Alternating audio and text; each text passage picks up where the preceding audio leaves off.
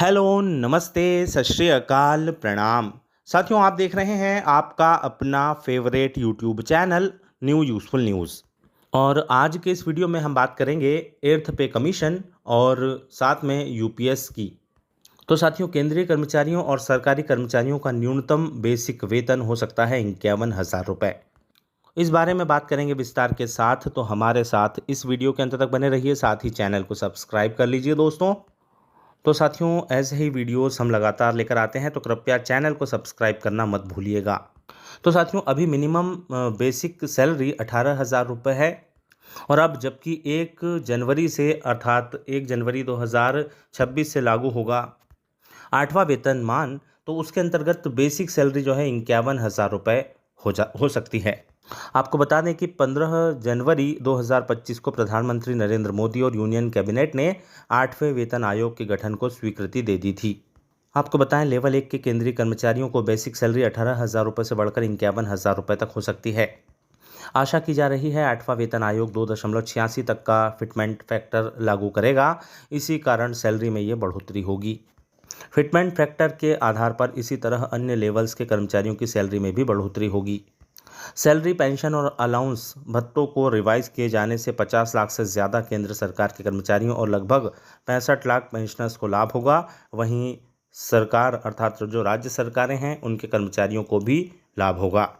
आपको बता दें कि सरकार 1 जनवरी 2026 से 8वें वेतन आयोग को लागू करेगी और वेतन आयोग को 16 जनवरी को स्वीकृति दे दी गई है। इस बीच सरकार को सुझाव दिया गया है कि कर्मचारियों के लेवल को भी मर्ज किया जाए, यानी 6 लेवल को मर्ज कर 3 कर दिया जाए।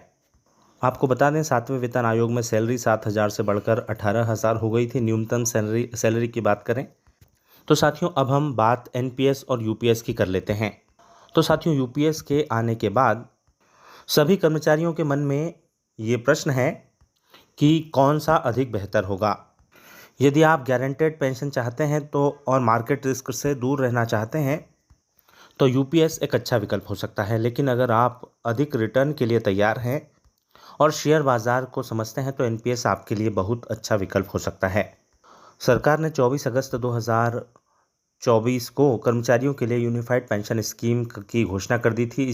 ये स्कीम उन कर्मचारियों के लिए है जो अभी एनपीएस अर्थात न्यू पेंशन स्कीम के सब्सक्राइबर्स हैं, जबकि कर्मचारी लंबे समय से एक ऐसी पेंशन योजना की मांग कर रहे थे जो रिटायरमेंट के बाद उन्हें गारंटेड इनकम दे सके।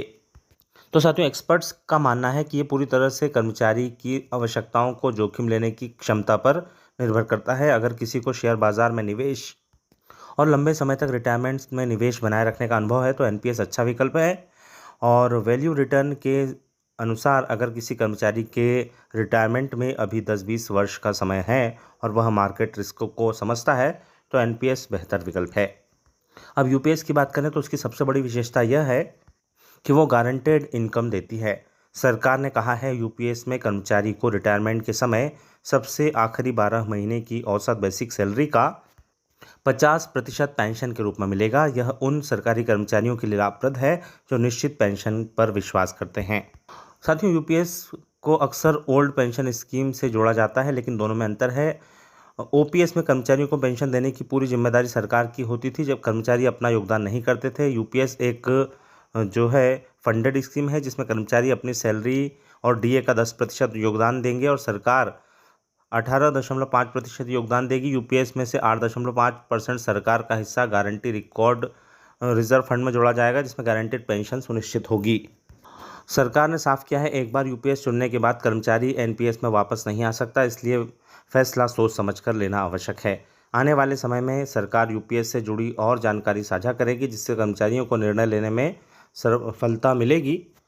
लेकिन साथियों, बताया जा रहा है कि सरकार ने केवल 3 महीने का समय दिया है, अर्थात जून तक यह डिसाइड करना है कि आपको एनपीएस में जाना है या यूपीएस में। तो साथियों, जहां तक सरकारी कर्मचारियों के मन की बात यदि करें तो न उन्हें यूपीएस चाहिए न एनपीएस चाहिए, उन्हें बस चाहिए जो है ओपीएस। और साथियों, सही भी है, ओपीएस से बढ़कर कोई योजना नहीं है। जो कर्मचारी 30 से अधिक वर्ष अपने जीवन के सरकार को देता है तो सरकार की जिम्मेदारी है, जब उसके शरीर में क्षमता कम हो तो उसे सरकार उसका पालन पोषण करे, वो भी उनके ही पैसे से। तो ये जो पेंशन है ये कोई भीख नहीं है या कोई अन्य तरीके से दिया गया धन नहीं है, बल्कि ये कर्मचारी अधिकारी का हक होता है।